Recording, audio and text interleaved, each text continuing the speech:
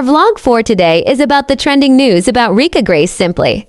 But before we start, Disclaimer: all the information, such as audio recording, video clips and screenshots are all available online, and this is a trending issue, and as a vlogger my duty is to update my viewers on this matter. So if you are a sensitive person, do not watch this. here is an interview of the Punan Barangay regarding the Rika Grace Simply case. Di man daw bag-um lang na saya gidya na kuan niya kisno nga amo na bala. Isang kuan daw la kami nga nakunan niya natabo nga amo yang login kuan ng bata bala pag tapok lang. Sa nakita no. Amo na galibog ulo ng pulis kung hindi man ma-identify pa kung anong kuan pero gin autopsy naman to no. Wala ko na mo na kung ano bidang kuwan ng pulis.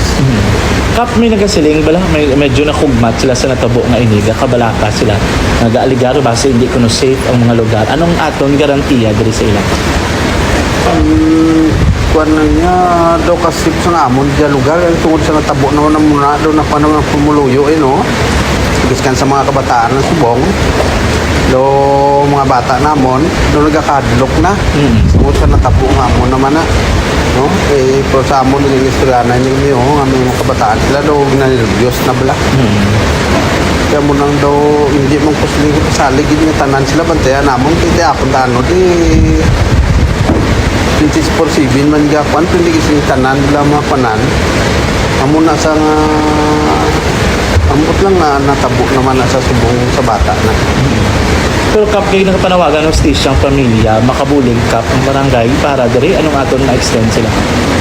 Sa amon Subong nagkagtuko-tuko ginalang ko nakagtuto nabuligan ko naman sila. So, sa financial lang kuan no natagang ko sila mga food pack yung tagaan ko man to sa Plangkalibo yung barangay niya tag man ginasilaya no ginakuan ka ginaulat-ulat to nagagmukot SWD ginaulat-ulat ng SWD kung may death certificate na sila no kay mabuligan na sila sang SWD man. Kap anong panawagan ta kabay pa nga mga taga ng stisya ang natabo siling bata? Amo ginangako nga panawagan no sa mga pumuluyo ko nga kung sino man nakabalo sa to kabay pa no nga masulbar na sa nga problema kag makuana na ang naghimo sina kay daw hindi ya among naghimo sina daw komisaron niya daw hindi kuan sapat na gid no diba katabo na sa mga sapat na pero sa ina sa nga kuan to dako kabay pa nga madakpan na sa kaya ko yung mabulig ko sang gastos pumuloy ka sa mag-iloy na sa magamay magbulig ko na sa ilaya para na mahatagan sa justisya ginawa. Kap para sa nagakabalaka ng mga kinikanan nung panugyan mo sa ilakap?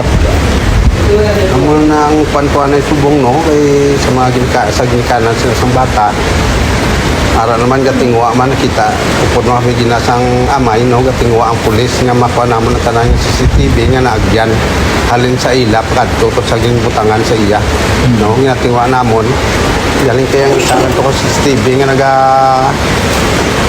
function gid ang Mayo wala pa dang tagiya subong hindi pa mahulam sang pulis ang daw laptop ya kay wala pa sa tagiya no Kap sa mga parents naman nga iba nga may mga kabataan minor de edad anong ayo ta rin sila sa bungkap? Naayo ko ya sa mga iloy kag amay no pagka daw si room na tatapan yung kabataan nyo kay ara na no natabo na bala nga daw hindi ko minsindihan no natabo na kaya mo na hindi na kamuya magsiling pa nga maliwat pagid. Our vlog for today is about the trending news about Rika Grace Simply. But before we start, Disclaimer: all the information, such as audio recording, video clips and screenshots are all available online, and this is a trending issue, and as a vlogger my duty is to update my viewers on this matter. So if you are a sensitive person, do not watch this. here is an interview of the Punan Barangay regarding the Rika Grace Simply case. Di man daw bag-um lang na saya gidya na kuan niya kisno nga amo na bala. Isang kuan daw la kami nga nakunan niya natabo nga amo yang login kuan ng bata bala pag tapok lang. sa nakita no amo na galibog ulo ng sa pulis kung hindi man ma-identify pa kung anong kwan, pero gin autopsy naman to, no? Wala pa namon ang kung ano gid ang kwan ng pulis. Kap may nagasiling bala may medyo nakugmat sila sa natabo nga iniga kabalaka sila nagaaligar base hindi kuno safe ang mga lugar. Anong aton garantiya diri sa ilang? Kuan na niya daw kasi sa amon dyan lugar tungod sa natabo na muna daw na kuan ng pumuluyo no. Ibiskan sa mga kabataan ng Subong do mga bata namon do nagakadlok na tungod sa natabo nga mo naman na no pero sa amon naging istoryanan niyo nga may mga kabataan sila do ginalilyos na bala. Kaya mo nang daw hindi mong kusling pasalig nga tanan sila bantayan namon kaya apon tano di 24/7 man gapan kundi kising tanan bila mga panan amo na sa amot lang nga natabo naman na sa subong sa bata na. Pero kap kayo nakapanawagan ng stisyang pamilya makabulig kap ang barangay para diri anong aton na extend sila? Sa amon subong nagkagto ko ginalang ko nakagagto to nabuligan ko naman sila. So, sa financial lang kwan no natagang ko sila mga food pack natagaan ko man to sa Plangkalibo yung barangay niya yatag man ginasilaya no ginapan ka ginaulat-ulat to nagagmukot SWD ginaulat-ulat ng SWD kung may death certificate na sila no kay mabuligan na sila sang SWD man. Kap anong panawagan ta kabay pa nga mga taga ng stisya ang natabo siling bata?